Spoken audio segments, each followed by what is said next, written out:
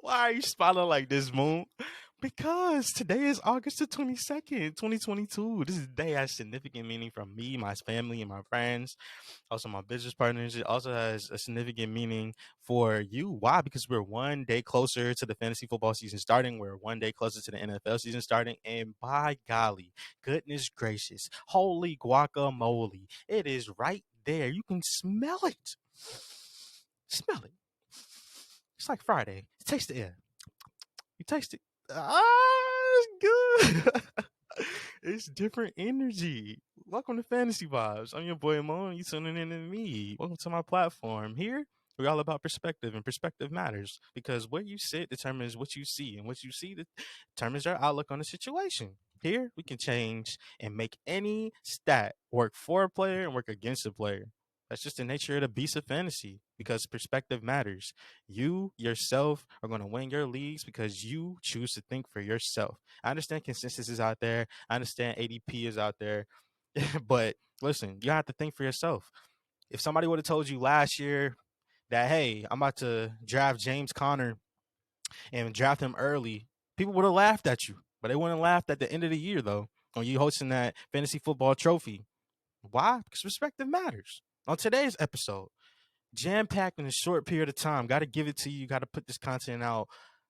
Fever pitch for you. We got a mock draft coming up because ADP is shifting, and with every single game of the fantasy football season getting in a preseason getting there, we have more opportunities for people to overreact and underreact to some performances. I'm gonna talk to you about some of the players that I'm targeting in drafts this year, and we're probably gonna do a zero running back strategy for that mock draft. I'll show you how you can get busy by just waiting on running backs this year. That's coming up in the show. Also coming up in the show, I'm going to talk about some undervalued but not forgotten running backs that need to be explored this year. And that is something I'm very, very excited about. Of course, we got player news, the latest fantasy football news, and I'm going to tell you what's fact and what's fiction. What do you need to fade and what do you need to really believe? It's not going to be a lot, but it's going to be enough. And none of this, I mean, none of it will be able to get started without the main entree, the big enchilada, the big daddy of them all, not the granddaddy Moon, the big daddy of them all.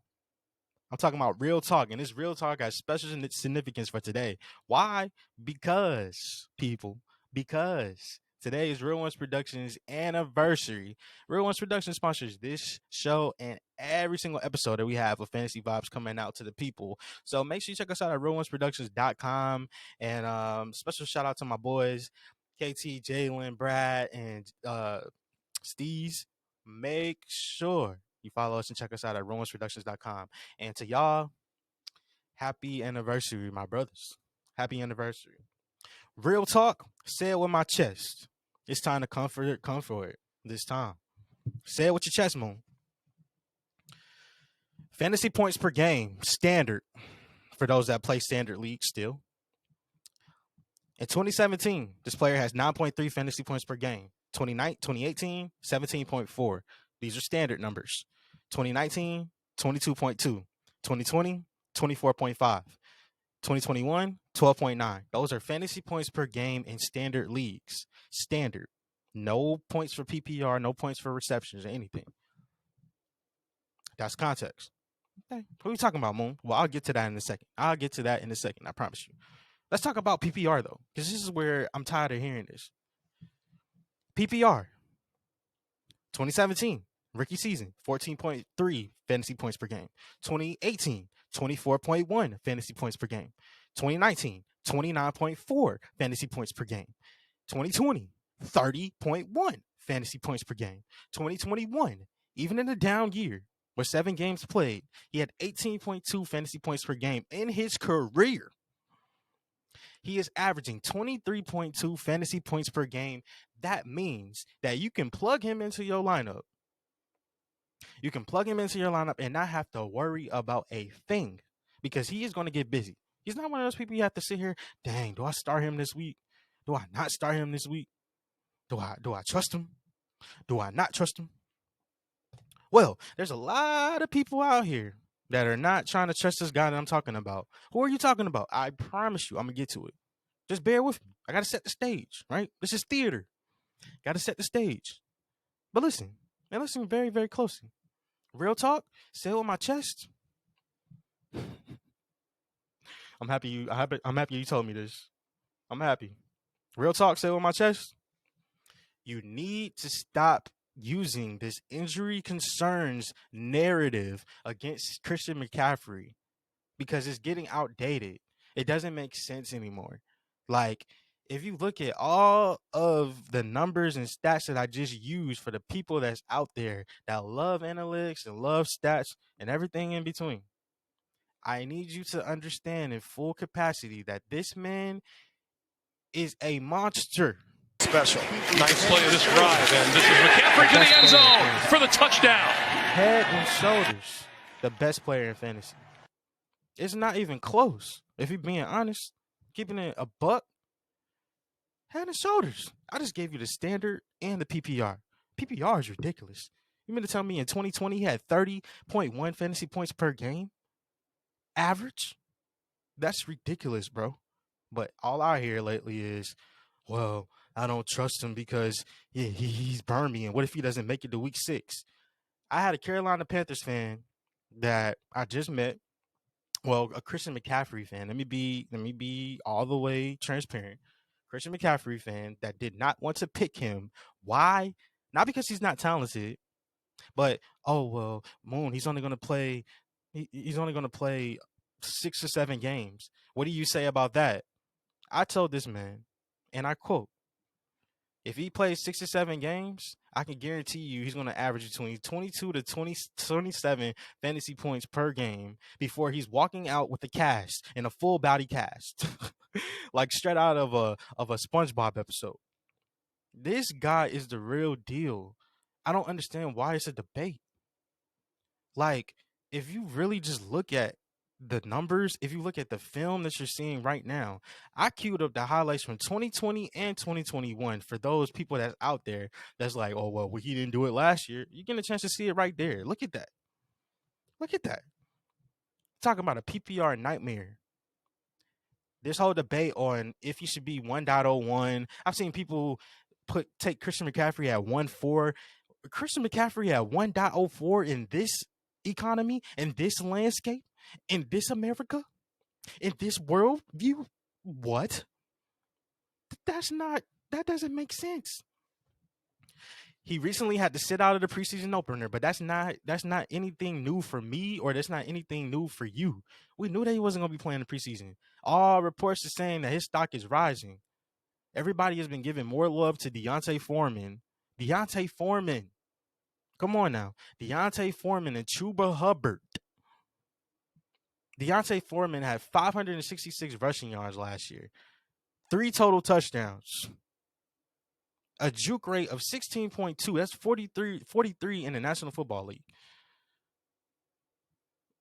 Why are you talking about D'Onta? He had 84.9 points in Tennessee last year being Derrick Henry's backup, and you sitting here telling me that, oh my gosh, I feel more confident about D'Onta Foreman than I do about Christian McCaffrey.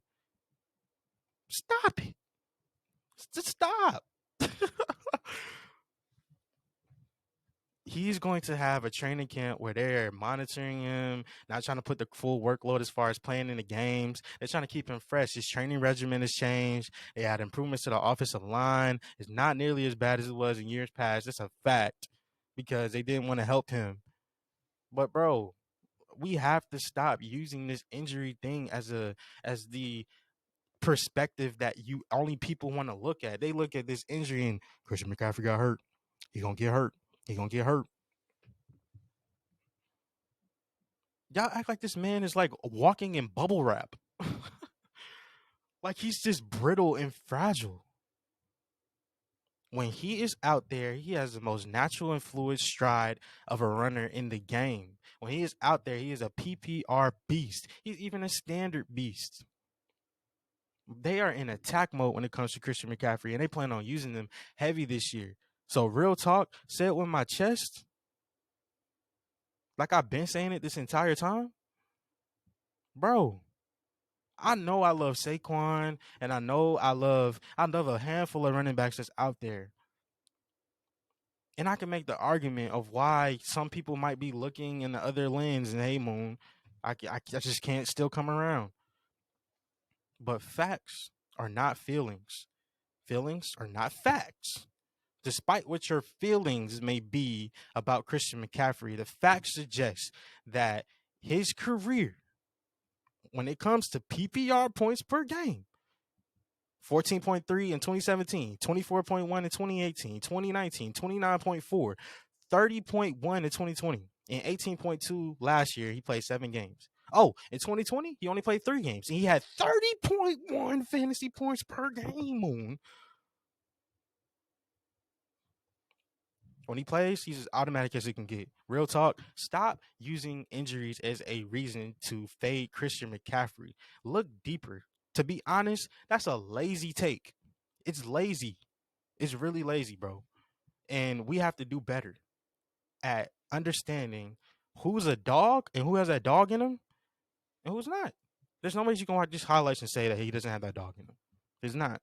Real talk, Christian, hey, I'm all aboard the train, bro. I'm not worried about no injuries. Hey, we live free, live fast, die young, right? Running backs are that position that always seems to die young in the NFL. We live in fast and we die young. That's what we're talking about. I don't want to die, but it's inevitable. It's inevitable. But we're gonna get the most out of these experiences. And I'm gonna live life on the edge this year. And I'm choosing Christian McCaffrey 1.01. It's not even a debate. So that's what it has to do for real talk. Yes, sir. Whew. Man, man, man, man, man. Man, man, man. I love that segment. That just got my juices flowing. Whew. I'm gonna keep going. Cause bro, week 1, New York Jets, 27.7 points. Week 2 against New Orleans, 24.7 fantasy points per game. In week 2, last year. Week 9 against New England, 14.6. Week 10 against Arizona, 26.1. Washington, week 11, 24.9. Five out of his 5 out of the 7 games that he played last year all went over about that 15-point threshold or above. 4 of them were 20-piece fantasy point performances. At this point, I don't understand why people are keep passing him up and sleeping on him. And if he falls to you, just look at it as a sign from the Most High that, hey, look, you're supposed to be blessed this year. This is fantasy vibes. Whew, now that that's out the way, welcome to the show. I am happy and privileged to be your host for this season. Every season, the Fantasy Vibes. Shout out to Romans Productions again for the Real Talk episode. They sponsored this one. They always deal with my shenanigans. And they always deal with me, no matter how bold, how out there, how real the talk actually is. So shout out to Real Ones Productions. RealOnesProductions.com. That's RealOnesProductions.com. Sponsor this show and every episode of Fantasy Vibes.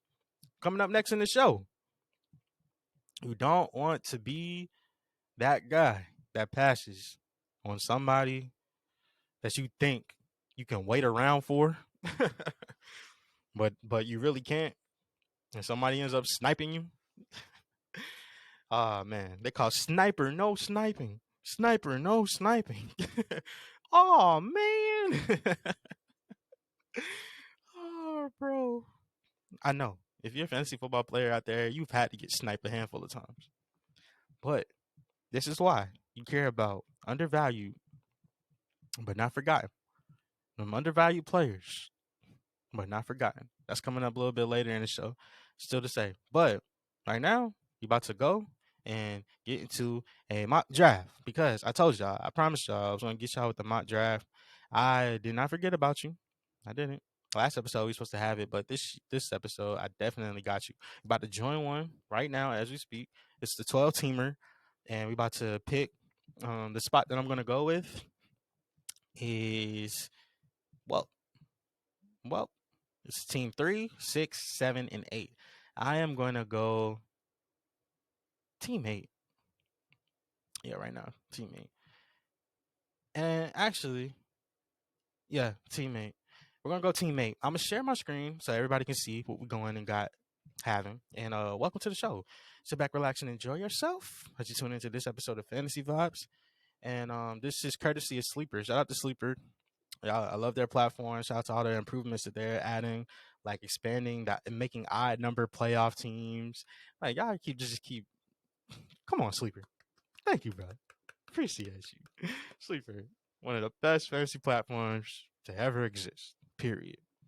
You ever been in your draft and you hear Matthew Berry on ESPN? Ah, looks like somebody had him on their board too. I hate getting sniped. Hopefully that doesn't happen this time, but courtesy to Sleeper for doing this and helping me with the mock draft. So this year we can be glorious. We're waiting on the league to fill right now, and we have one team that needs to be claimed. We're in a 12 team, half PPR, and two flex. They have 30 seconds per pick, 12 teams, 15 rounds, and it's invited by league mates. We're waiting on one more person to join. And while I do that, I'm going to talk to you a little bit about some of the fantasy news that's going on around the world right now. Joe Flacco, he's apparently going to miss Monday's preseason opening. It's going to be held out, and I honestly don't think that this is anything to really worry about. Zach Wilson is already dealing with the knee, and it seems like New York is going to be playing it safe. You mean to tell me that Joe Flacco is going to be playing against his former team that he won a Super Bowl with week 1? You cannot make this stuff up, bro. You cannot make this stuff up. This is why NFL is just like theater right now. Let's get back to the draft. I'm gonna be sprinkling in latest news for you, right there for you. But as you see in the draft, Jonathan Taylor went number 1, Christian McCaffrey went 2, Derrick Henry went 3, Justin Jefferson 4. We're waiting on our pick, and our player pool to choose from is massive. We can choose a lot. Do we want to go zero wide receiver? Zero wide receiver, zero running back. Just draft best player available. So many different options. But this year, I want to show you that if you do go zero wide receiver, you can really make it beautiful. Cooper Kupp just ended up falling to me. So, hey, Cooper Kupp, I'm taking him at 1.8. 1.8 is where I drafted Cooper Kupp. Let's look at him and some of his game logs from last year. PPR points, man, 20, 22, 18, 18, 18, 19, 18, 17, 19, 18, 17, 19, 18, 18, 17. Like, this man was putting up a season for the ages. If Cooper Kupp did not play the last 3 weeks of the season, he still would have finished as the number 1 running back, number 1 player in fantasy. Number 1, I said number 1 running back, number 1 wide receiver. You know what I mean? Third, 13 overall in standard, number 1 overall in PPR. Number 1 overall. Do I think that? I feel like even if people are banking on a regression with Cooper Kupp because he was so much greater than last year, he still can finish at the top. Just because last year was so phenomenal. So progressing from a triple crown is like, let's say, what was his points last year? His points last year was 439 PPR points. Let's say you take 100 off of that, and that's 339. Where does he still rank? Still at the top 3 wide receivers in the league. You will hope. So Cooper Kupp, he's going to be the anchor of my zero running back strategy. Zero running back is essentially getting to that RB dead zone and saying, okay, how can we add the running backs that have roles that can expand, running backs that might be getting undervalued, but definitely not forgotten, and running backs that, have roles that they can step into. Like, for example, nobody anticipated Devontae Freeman to get serious consideration and be relevant in fantasy until all of those injuries happen. And now I'm on the clock. Devontae Adams is sitting right there. I'm gonna take him. Cooper Kupp and Devontae Adams. Nobody expected that to happen. So you have to also understand that this NFL injuries is something that you can't avoid. You cannot avoid. So zero running back is first couple of rounds. Really, first, it's kind of up to you how long you want to go. But we are filling high profile wide receivers, and we're going to fill in the gaps with the running backs with RBs that can grow into their roles, or RBs that are maybe undervalued in their offenses from the public perception, but not for you. Of course, you want to get your guys when you get your guys, but you want to also try different things too. You know, I tweeted and said that, you know, don't get your guys, don't get the guys that are someone else's, but you also, for context, you want to have awareness of who other people's guys are and do some research on them, because why is important. It's very important to know the landscape of what's going on out there. And if I can do some research on somebody else's guy, maybe just maybe he can turn into my guy over a short period, over another period of time. So that is something that we are doing right now in the zero running back strategy. We got Cooper Cup and Devontae Adams so far, and Devontae, he sat out for the preseason, which is, you know, expected. I don't expect them to play. Cooper Cup, Devontae, all of these high profile players, I don't expect them to play heavy in preseason. Maybe week 3, which we're about to head into right now. Technically week 4 of the preseason because of the Hall of Fame game, but that is something that is looking beautiful right now. Devontae Adams was number 5, number 7 overall in PPR last year, and number 5 wide receiver in standard, number 2 wide receiver in PPR. So I ended up getting the number 1 receiver and number 2 receiver in PPR back to back, and it just fell. Now, what I'm thinking is, hey, look, there's gonna be some autos, so maybe there's be some players that fall to me, and hopefully, just hopefully, this other player can fall that I'm really banking on, and just make it look beautiful. But my target here is AJ Brown. If I can't get AJ Brown, I want Kyle Pitts. Kyle Pitts ended up leaving, so AJ Brown is right there, and he's right there for me. Now, I had in the last episode, we talked about Jalen Hurts and AJ Brown's connection. What do we believe is going to happen? I was on the factor fiction fact side, saying that I believe that AJ Brown and Jalen Hurts are going to thrive together. There seems like it's a match made in heaven. Doesn't mean there's going to be some growing pains. Doesn't mean that there's going to be some challenges ahead of them when you have two alphas in the same room with each other. Now, maybe not the receiving room and the quarterback room, but in the same room is in the same offense. But you cannot tell me that AJ Brown is not the wide receiver 1 for this team. He's not. If you just look at it from a size perspective, he just looks the part of a wide receiver number 1. Devontae Smith is not the wide receiver 1. I saw in a draft about a week ago, Devontae Smith went above Mike Evans, T. Higgins, Keenan Allen, AJ Brown, Pittman, Sutton, everything like that. He went ahead of them. He went ahead of them. And I didn't know whether to shake this man's hand or whether to look at him and want to smack fire out of him. But the fact of the matter is, they got their guy. They got their guy, and that's what all that matters. If you get your guy, all is forgiven in this world. Who do I want to attack next? Wide receiver. You still want to go there. You still want to go there, Moon. It's tough between Deontay Johnson and Terry McLaurin, but I'm gonna go. I'm gonna go Deontay right now, and this is maybe where you start looking at it and say it's kind of a toss up, because this range is where we enter into the RB dead zone. And then there's Waddle that's there, Metcalf that's there, McLaurin. So you're going to have to make that decision between Deontay, Jalen Waddle, Terry McLaurin, and DK. DK, the last year, if we just look at the stats, in 2021, this man put up some very impressive numbers, to be honest with you. 2021, he had 243. He finishes PPR wide receiver 14. In standard, he finishes wide receiver 11. So he's a top 12 wide receiver 1 in standard, just outside high end wide receiver 2 last year PPR. The year before, he finished 5th in standard and 7th in PPR. He's underrated, much underrated. Number 38 overall last year in 38. And if you look at his season, you probably think, nah, bro, he didn't have the best season. Speaking of DK Metcalf, the Fat Texan ended up taking DK. So his wide receiver core is Deebo Samuel, Keenan Allen, and DK Metcalf. It seems like he's going with anchor running back strategy, which is having a high profile running back that you as your anchor. as an Austin Eckler, and then filling it in with on the rest of your roster.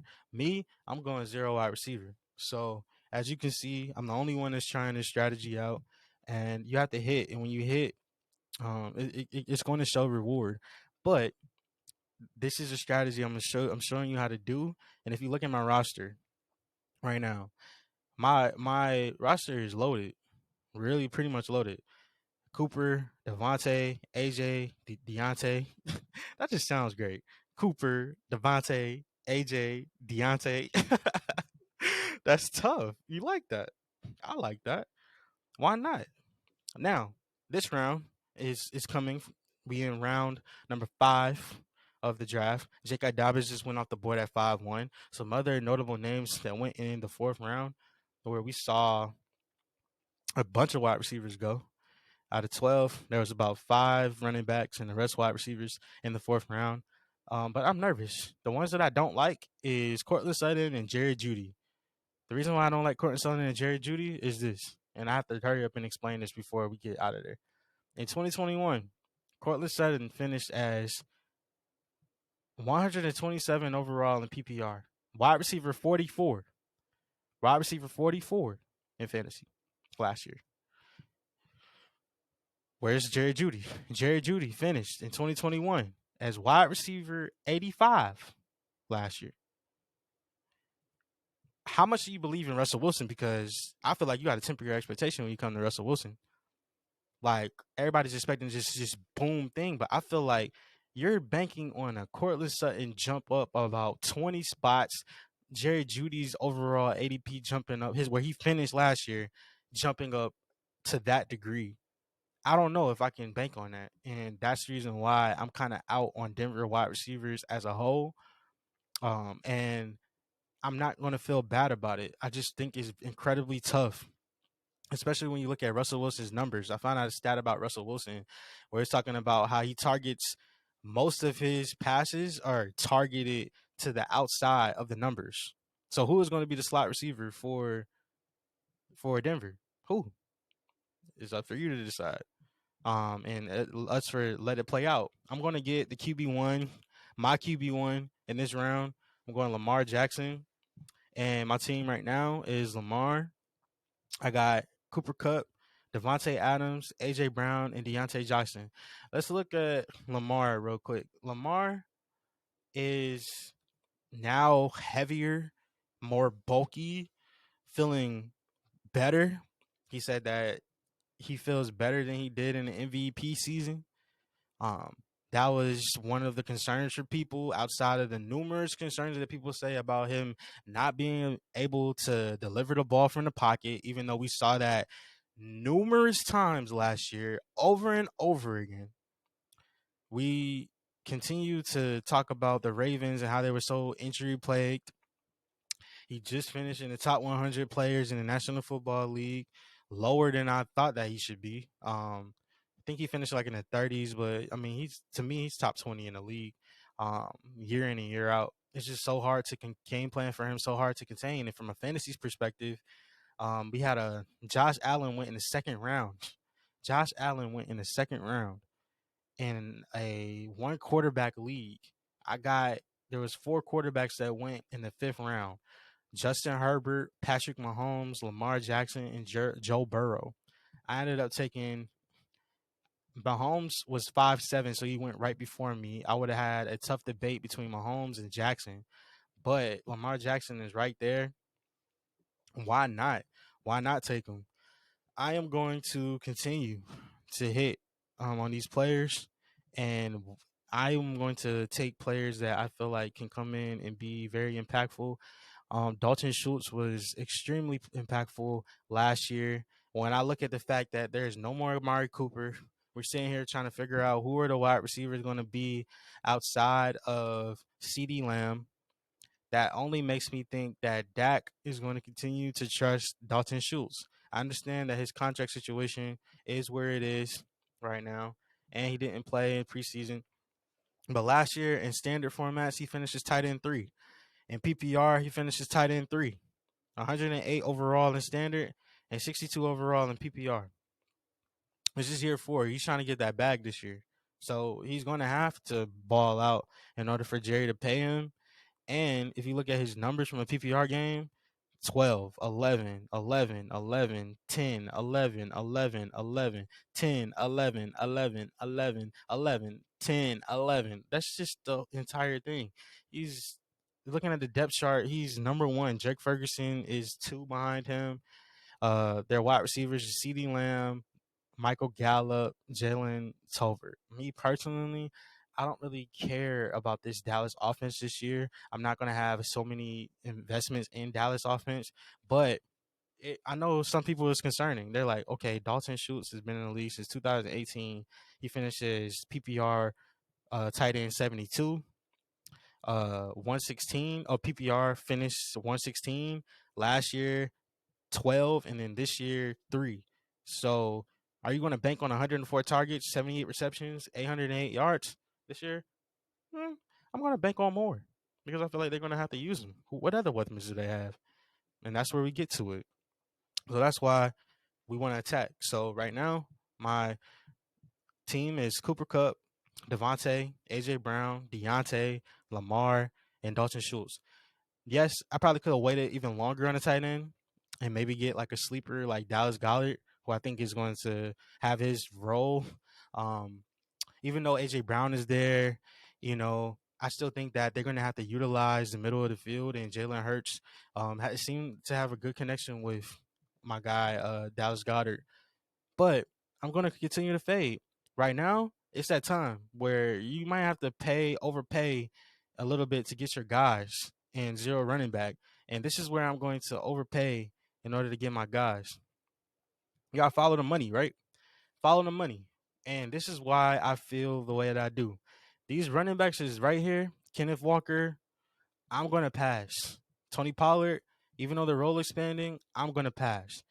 Rashad Penny, the injury concerns can, like, we talk about it with Christian McCaffrey. If I just put that out of the window, I don't trust his pass catching volume. I don't. But there's other guys that I'm interested in that's still here, like James Cook, Ramondre Stevenson, Michael Carter, all players that I'm going to be talking about. But first and foremost, you got to follow the money. Miami gave Chase Edmonds the bag this year. They gave him the bag. You don't really know who's going to be the starter from week in and week out, but from Raheem Mostert, who seems to be getting healthy, but it's like hard to trust that. And if you take injury concerns out of it, Raheem Mostert is a guy that can take a play 80 yards to the crib on one snap and not even trip about it. However, you want to attack and attack heavy and follow the money. The Dolphins showed that, if anything, they paid Chase Edmonds and he's productive in his time. Even if I just look at his history, he had 166 points in 2020 in Arizona. Last year, he had 142 points, 5.1 yards per carry, 4.62 the year before. In 2019, he had 5 yards per carry as well. You talk about targets. 2020, he had 67 targets. In 2021, 53 targets. What is he doing? He's getting busy. He's being productive. That's the reason why you want to have him on your team. But that's also the reason why he's somebody that needs to be added to your roster. Michael Carter, come on down. He's somebody that I want to add to my zero running back strategy for this year. So if you look at my roster, it's opportunity to grow, opportunity to advance. We know this Miami offense is going to be different than what we've seen in years past with Mr. McDaniel coming in and being a new head coach. We can imagine a lot of motioning. We can imagine a lot. If we just go on based on what we saw in San Francisco, we can imagine a lot of motioning, a lot of speed sweeps, a lot of downhill. Their zone blocking scheme that they're going to use. And it leads me to be excited about, Chase Edmonds, especially since I know that he's going to be productive. And I know there's a lot of people that's out there that's on the Chase Edmonds train. So if you see this and you watching this, hey, no, I'm a believer. But Michael Carter, I think people are too infatuated with Brees Hall. It's like when you get a new shiny toy and you stop playing with the old one, even though last year, you were all in on the toy that Michael Carter. We was all in on Michael Carter. I know he had some moments where it's like, okay, he needs to be better. But that doesn't change the fact that he was productive. Like, this man was very productive, and that's just a fact of the matter. My turn is coming up very, very soon, and I'm going to continue to hit on these running backs right now in this range because I think there's a lot of them that are there. And the next one I'm going to take is James Robinson. He is working his way back to health, to full strength. Christian Kirk is a great pick in the ninth round. I could have went him too, but to add to the wide receivers that we have. But these three guys, Edmonds, Carter, and Robinson, I really feel like can have expanded roles this year. Michael Carter, like we talked about last year, he finishes running back 29 in PPR last year. 29. So that's just outside of RB2. That's high in RB3 last year. And to be honest, we could have had more. But to think that the Jets are not going to use both of these guys, Brees Hall and Michael Carter, is crazy to me. I think that they will utilize it and they will have to lean on their run game, especially with Zach Wilson trying to take those next steps up and them just being more of a complete offense. They showed us last year that they want to run the ball. They want to. They want to be creative, and I trust I trust their coaching staff to be able to utilize Michael Carter. So that's who I'm taking in that pick. I'm not buying all the Brian Robinson noise, so I'm going to go back to wide receiver. And this is where we probably got to take somebody that we think that can grow into their role, and it's between Chase Claypool, Scott Moore. I don't, I don't want to do anything that's going to rock the boat too much and throw off the rhythm of my team. So I'm going to go with Scott Moore, and I feel like he's a rookie that can grow into his role. I could have went Juju earlier in the draft, but why pay for Juju when you can get MVS, who's 142 points projection? I don't really get too caught up in projections more than I get caught up about what we see. Scott Moore, I just traded for him in my dynasty league. I gave up Elijah Moore for Scott Moore. I just swapped Moores because I was like, who's the better Moore? And for me, it's Scott, but it's only by a little bit of a margin. It's not like a super crazy margin. So my team right now, let's go look at the team and where we shake out compared to the rest of the landscape. Lamar Jackson, quarterback. Chase Edmonds, running back. Michael Carter, running back. Cooper Kupp, wide receiver. Devontae Adams, wide receiver. You have AJ Brown in my flex, Deontay Johnson in my flex, and Dalton Schultz, tight end in Dallas as my number one tight end. My bench, I already got James Robinson and Scott Moore. Defenses and kickers, we usually go later. We can always fill in the gaps with that.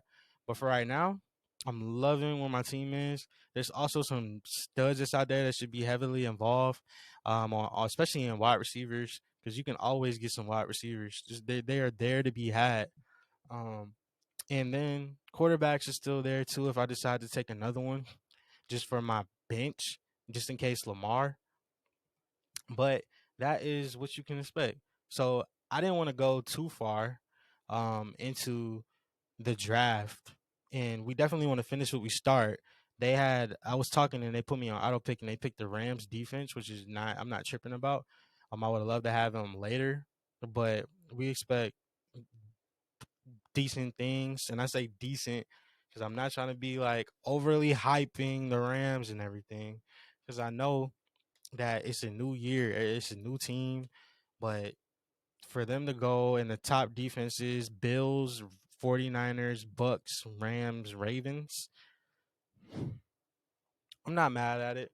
We still have about 4 more rounds to go before we are finished with this mock draft.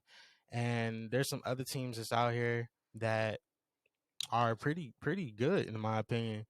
I think the auto team, Christian McCaffrey, Leonard Fournette, Zeke, and you got Judy, Cooks, Bateman, Ayuk. Goddard went in the 8th round. Prescott went in the ninth. This is the time where you could really hit on value later in these rounds.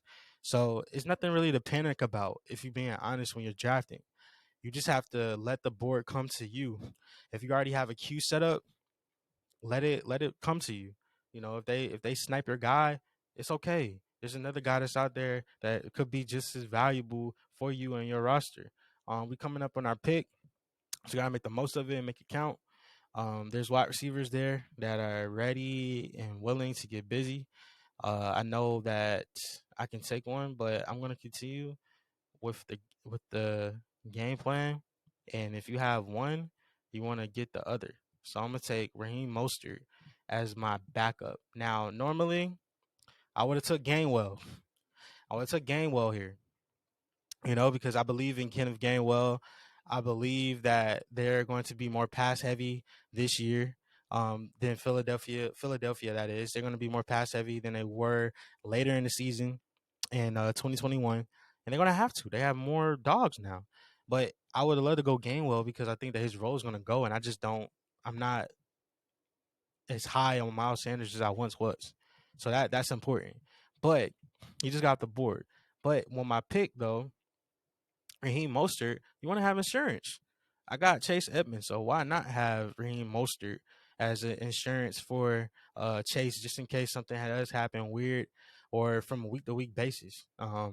It's no different if I look at it as like a handcuff, but in this zero RB strategy, you know, you want to have somebody that can have their role grow. So why not take both of them? I think if it's value, if it's in the 12th round, pick five, 12th round, pick five is something I'm going to eat up. I took another wide receiver in the next round. I had on a queue, which was Jahan Dotson, rookie wide receiver. So I got two of them, Sky Moore and Jahan Dotson, that can grow into their roles in their offenses. Sky Moore of Kansas City and Jahan Dotson with Washington. We have one more pick remaining, and two more picks remaining. I got to get a kicker, which is probably going to be either Matt Gay, who I'm leaning towards, or I'm looking at Money McPherson. I really wouldn't feel bad about Young Wei Koo either. That's my guy. So kickers, just get your guys. Some people have weird leagues where they maximize like kickers, and they have higher importance for kickers. Some not so much, but kickers do win you leagues, and kickers do. They might not. Let me rephrase that. Kickers may not win you leagues, but they can win you games, especially if you're talking about fractions of a point, like fractions of a point. I lost a couple of games last year in multiple leagues just based on like one, 2 points last year. So that's where kickers come in, and they are important. You see a lot of them coming off the board.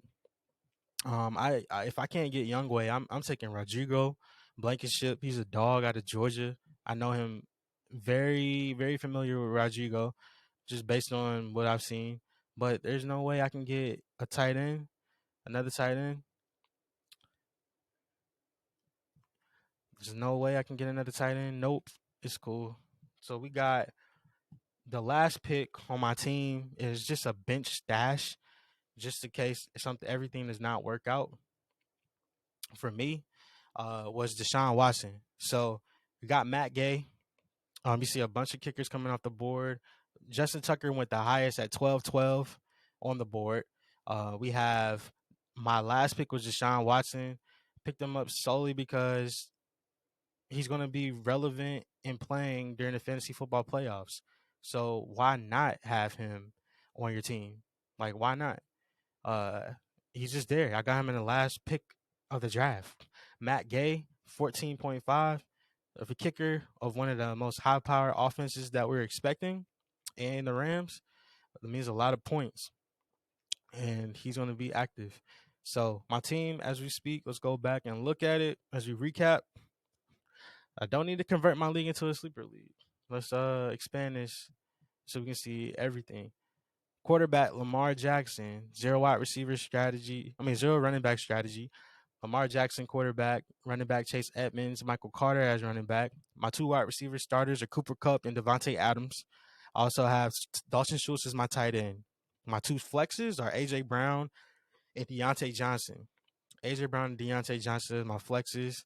Then my kicker is Matt Gay. My defense is the Rams. So my kicker and my defense are a part of the same team.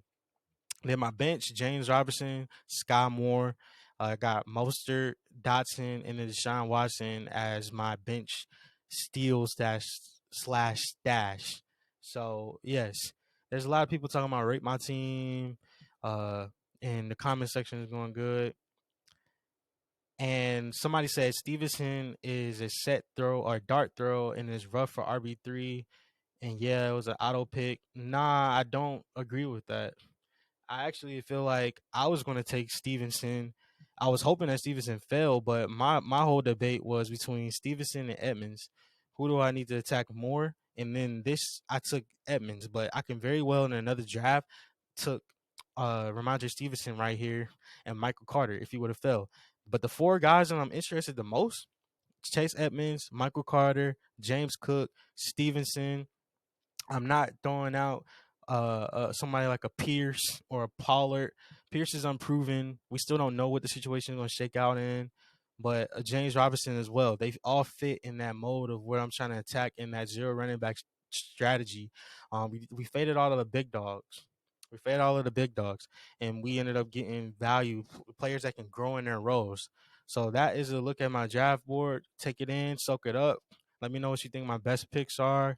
Let me know what I feel like, what you feel like I could have did better in the draft. I know it's a mock, so this is not a real draft, but this is just show you how we can get busy on our board and how we can make things happen in a beautiful way with RB zero RB strategy. And we'll do some more strategies, some more mock drafts as we get closer and closer to the season because the season is right there. But hopefully this can be impactful for you. This is Fantasy Vibes. Let's go. So I kind of covered some running backs that I was going to talk about in undervalued but not forgotten, and that's a fact. I honestly wanted to get to this guy really quick, and let me see if I can talk about him.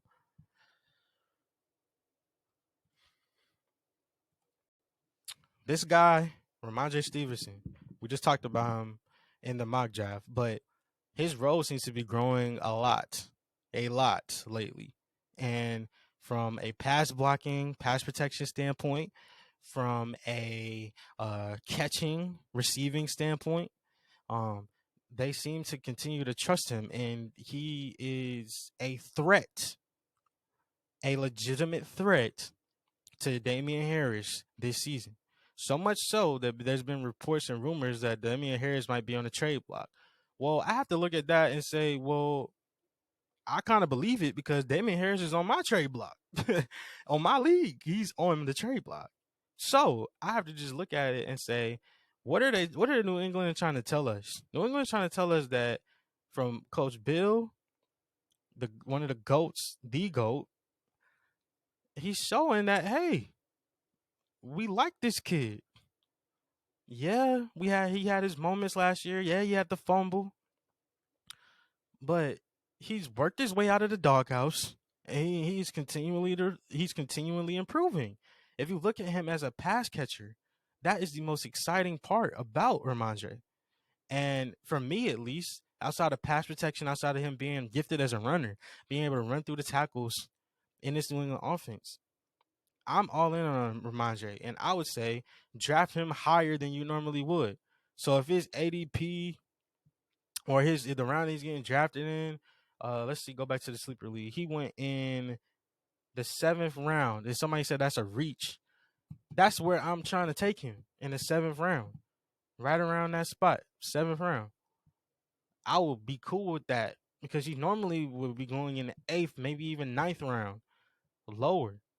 So I would pay up for Ramondre because I feel like he can overperform his ADP for sure, and that's going to pay off this year. He's somebody that's a running back that is undervalued but not forgotten. Undervalued but not forgotten. Coming up next on Undervalued but Not Forgotten. I couldn't get my hands on this guy, but I promise you, if I can, in some of these leagues, I will not hesitate. James Conner. James Conner is undervalued but not forgotten. I started the show with this, and I said if somebody drafted James Conner, they probably laughed at you at the beginning of the year, but they probably was giving you a round of applause, standing ovation at the end of the year because James Conner ended up coming in and being a league winner last year. This Arizona offense over the last 2 years, and I got to go back to my Twitter so I can read the exact quote that I put. But this Arizona offense under Cliff Kingsbury has showcased to you that in the green zone, 5 yards and in the red zone, they want to feature the running game. They want to feature the running game. This is a fact. This is under Cliff Kingsbury. He's very good in the red zone. He does not overcomplicate things. He's him when it comes to the red zone. You might have your reservations about Cliff Kingsbury as a coach and other aspects and everything, but you have to admit that when it comes down to punch the ball in, he is going to be somebody that is cashing in as a coach. Arizona Cardinals are top 5 in red zone rushing attempts and goal-to-goal rushing attempts over the last 2 seasons. In 2021, only Jonathan Taylor had more carries in goal-to-goal scenarios than James Conner. Chase Edmonds, the guy that I drafted, is no longer there. They have Darrell Williams, but hey, it's Darrell Williams. Arizona Cardinals team identity is to focus on the running game in the red zone. And you mean to tell me that there is no more D Hop for at least the first 6 games? You mean to tell me that Christian Kirk is no longer there in the Arizona offense? They could be leaning on him more as a pass catcher this year for James Conner. That only makes his value go up. And I understand there might be people talking about regression for James Conner. But let's just look at it. How many touchdowns did he have last year? I gotta go back to the stats. Where did he go? He went in the third round, pick 6. Last year, he finishes PPR running back number 31, of 30 overall in standard. He finishes a number 5 running back in PPR and standard. Last year, he had 37 receptions on 39 targets, 375 yards, and 3 touchdowns, 10 yards per catch.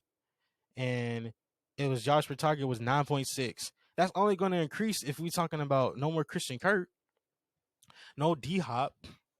They're going to have to utilize him.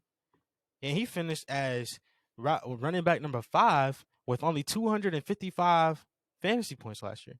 Of course, he had 15 touchdowns.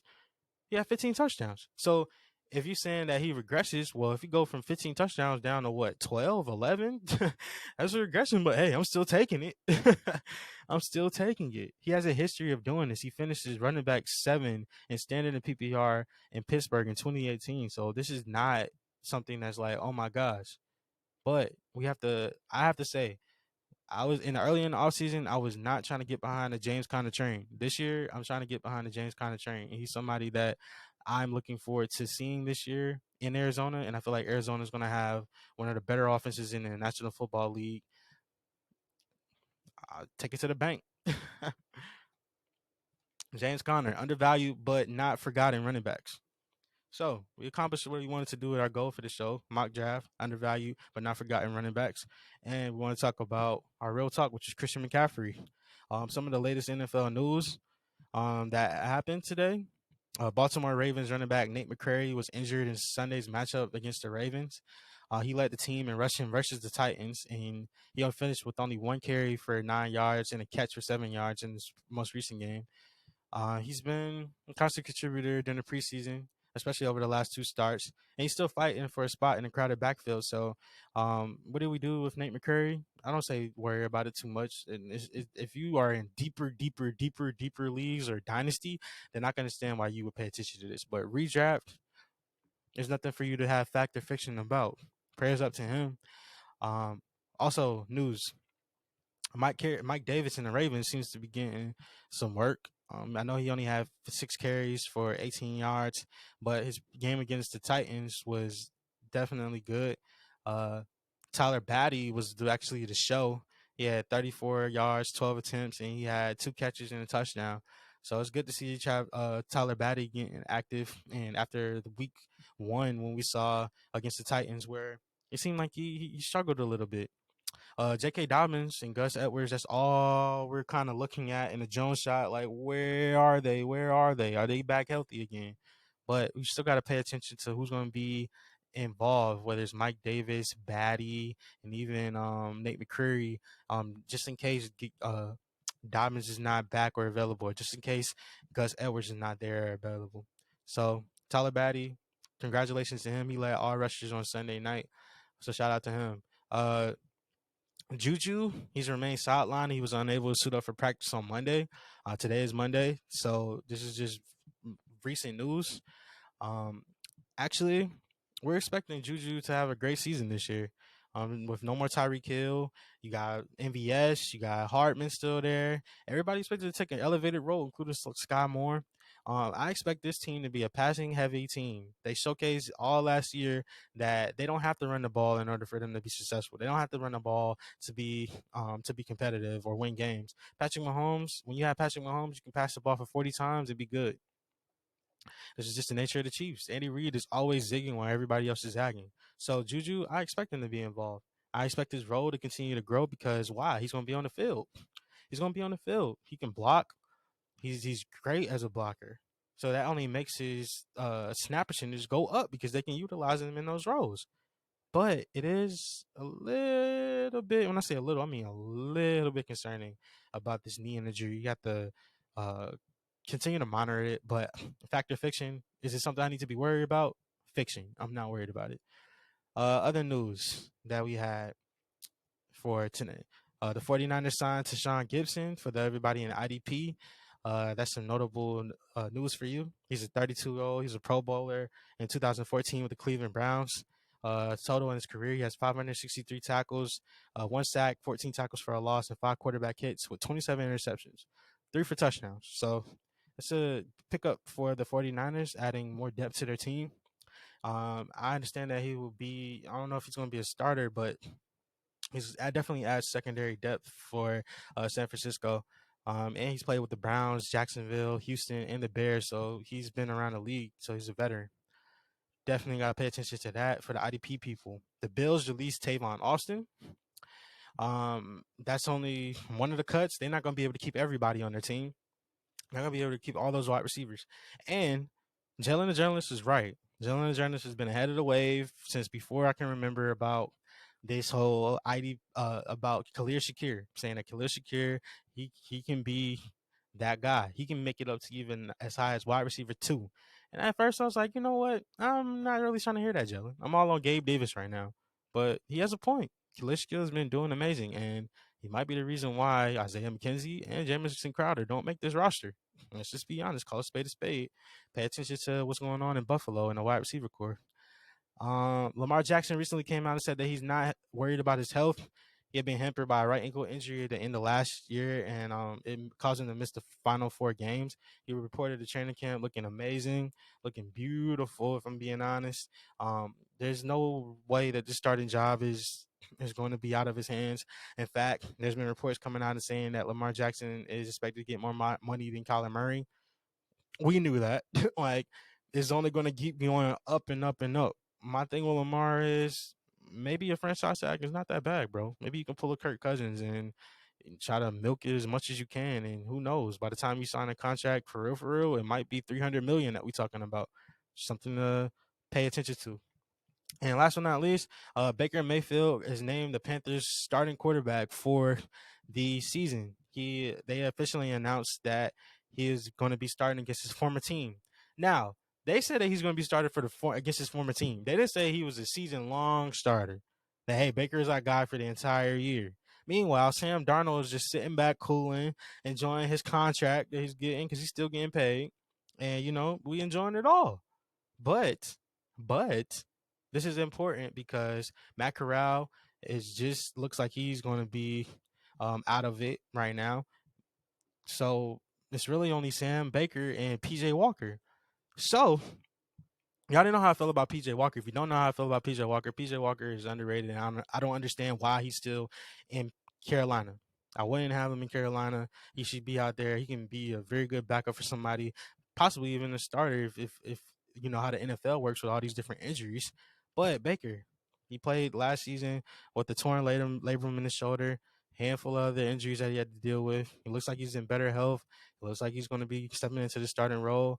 But for fantasy football purposes, to me he's a low end QB2. Could push high end QB2. If this offense can be more explosive for them, that's why I'm going to put him right now. But that's the latest news that you need to know for this episode of Fantasy Vibes. We made it to the end. I hit my mark. I hit my goal. This is an hour long.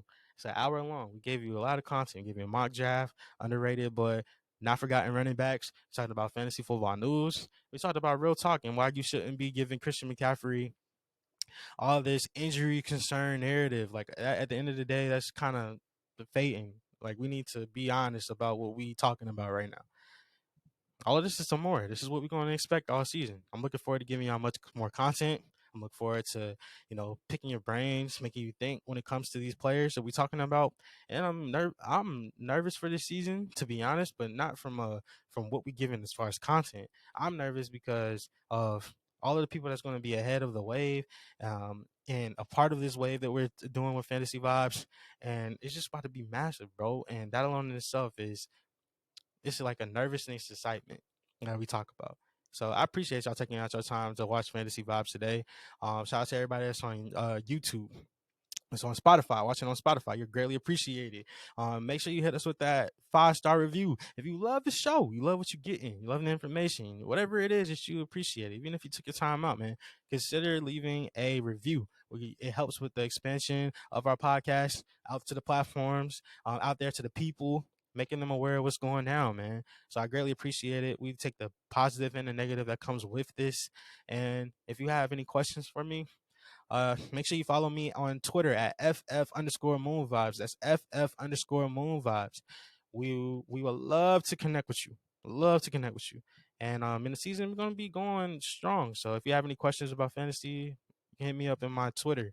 That's FF_MoonVibes. For me, Deshaun, aka Moon Vibes, the waviest to ever do it. I sign you off and send you off into our day. R1P, we love you. Thank you for sponsoring the stream and happy anniversary. Mwah. This is Fantasy Vibes.